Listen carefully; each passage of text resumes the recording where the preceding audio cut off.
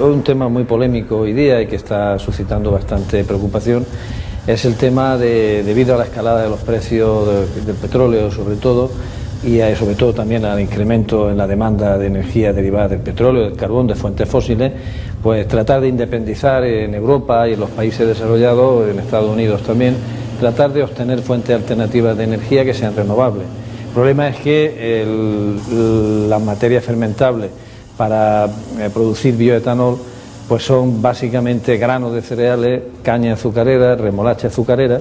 y también para producir biodiesel se está utilizando aceite de soja, se está utilizando aceite de palma y se está utilizando también aceite de colza.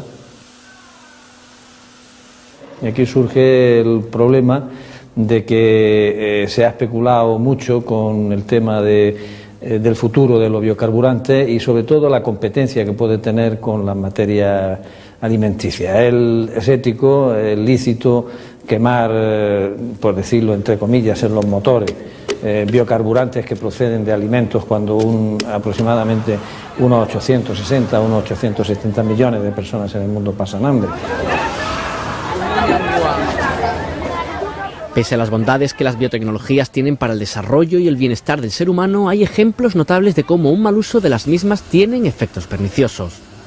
El caso de los biocombustibles es quizás uno de los más paradigmáticos, ya que las necesidades energéticas de los países desarrollados pasan por encima de la alimentación e incluso de la subsistencia de millones de personas. Y es que pese a las indudables ventajas de las biotecnologías, son las decisiones políticas y económicas las que determinan finalmente qué se hace con ellas.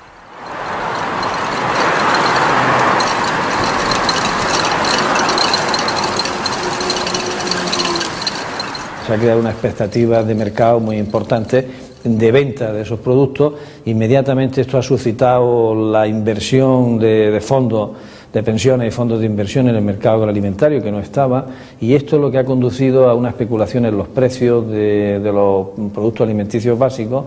que como resulta que la carne que se produce, los huevos, la leche, necesitan piensos de origen vegetal, básicamente grano y también soja, por ejemplo, pues esto ha desencadenado una escalada también en el aumento de los precios que puede ser peligrosa para los países en vías de desarrollo.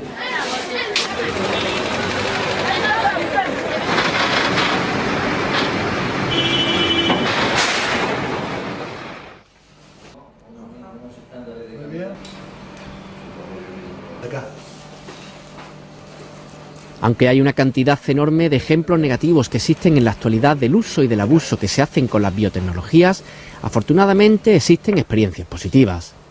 Un caso lo encontramos en el Departamento de Fisiología Vegetal de la Universidad de Granada, donde trabajan con un proyecto de mejora del trigo duro, que permitirá que sea más resistente y pueda crecer en situaciones medioambientalmente más adversas. Por otra parte, existen notables avances en tecnologías agrícolas, que basadas en la modificación genética de especies están logrando resultados esperanzadores para la alimentación de millones de personas.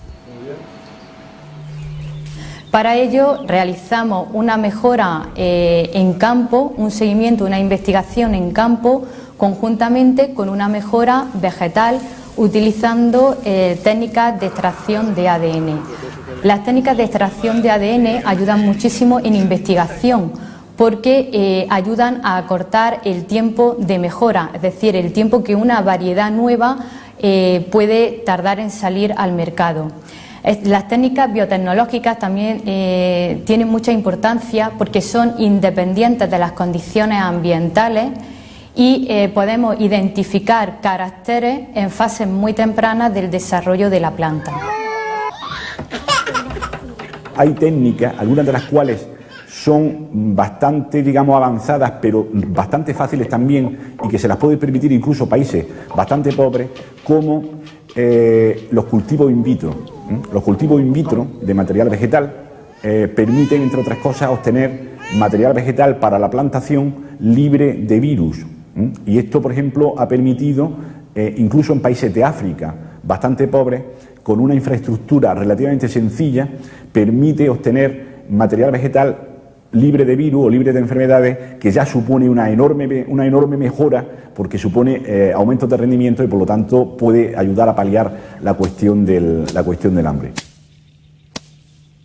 Los mecanismos para modificar genéticamente los organismos han servido de base para uno de los avances más destacados en estos últimos años, el arroz dorado o Golden Rice.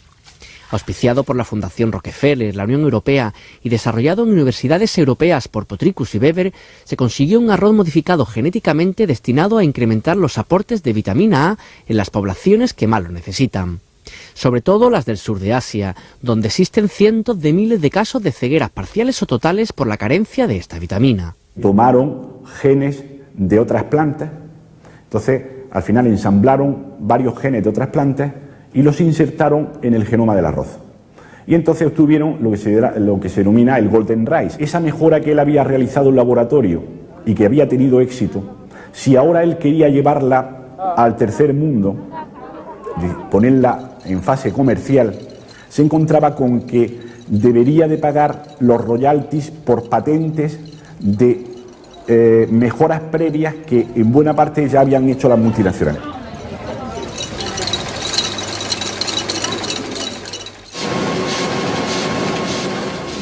A pesar de que todavía quedan por solventar algunos problemas legales para sembrar masivamente este tipo de arroz, el primer paso ya está dado.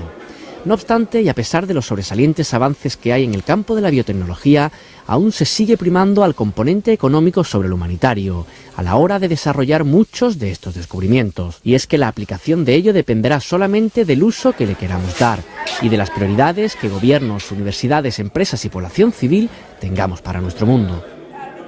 Si hay voluntad por parte de los investigadores, hay dinero, mayoritariamente público, y además se presiona adecuadamente a las multinacionales, se puede lograr que al menos cierto avance, en este caso incluso biotecnológico de última generación, como sería un arroz transgénico que sirve o serviría para paliar un problema bastante interesante, bastante importante, todo eso puede contribuir a que efectivamente se pueda llevar un avance biotecnológico muy importante al servicio del tercer mundo.